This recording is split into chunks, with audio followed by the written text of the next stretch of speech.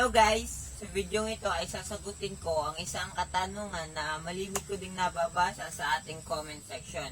At ang katanungan ito ay kung pwede ba daw na hindi natanggalin yung lumang paint o hindi na pwede bang hindi na siya gamitan ng paint remover bago mag-repaint ulit.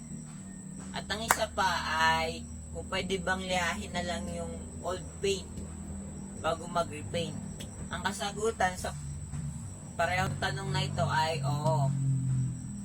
Una, doon sa hindi pagtanggal ng lumang pintura, ang solusyon doon ay yung pangalawang tanong, yung kung pwede bang lihahin na lang.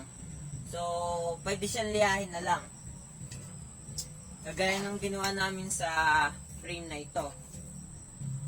So, may mga pagkakataon na yung mga dinadalang frame dito ay bagong-bago pa. Kumbaga, halos hindi pa nagagamit. Ang ibig sabihin nun, yung pinturang nakakapit dito ay bagong-bago pa din. Fresh from factory, ika nga. So, ibig sabihin, matibay pa yung pintura niya. Sayang naman kung sasagarin namin dahil nadudun pa yung tibay niya.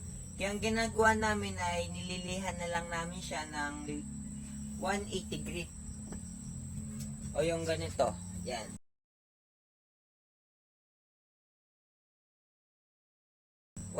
siya. Yun yung ginamit namin dito. Kaya kung mapapansin nyo, hindi siya plain. Iba-iba yung kanyang tawag dito. Yung kanyang design. Para siya meron ng mga tawag dito, mga gas-gas. Yan. Mapapansin nyo, may puti, may blue, tapos yung makintab na yon, yun yung bare metal o yung aluminum na. So pag ganito yung ginawa natin, mas mapapadali yung trabaho. Ngayon naman, kung medyo nahihirapan kayo sa 180 grit, yan, kagaya nito, magaspang na siya, pero minsan may mga pintura na mahirap talagang tanggalin. Pwede kayong gumamit ng 150 grit, o kaya 120. Pagkatapos yung malihan noon, ay gumamit naman kayo ng mga pataasin nyo naman yung grit nya. Gawin natin pagkatapos nyo mag 120, gumamit naman kayo ng 180, tapos 220 o kaya 240. Gradual lang yung pagtaas ng grit natin. Para kumbaga yung mga sanding marks ay unti-unting nawawala o nababawasan. Pagkatapos nun, pwede nyo na siyang i-primer. Pagkatapos yung mag-primer, kung mapapansin ninyo, nandun pa rin yung mga sanding marks, lalo na kung gumamit kayo ng 120 grit. Ang gagawin nyo lang dun ay lilihahin nyo ulit. Tapos kung lumabas man yung bakal, primer lang ulit. Ganun lang. Tapos, ang isang key factor o point para sa magandang pagliliha ay pag nawala na yung mga decals niya. Di ba pag bagong bili yung mga frame natin o bike, makikita nyo yung mga decals nila dito. Yan. Pagpalagay na natin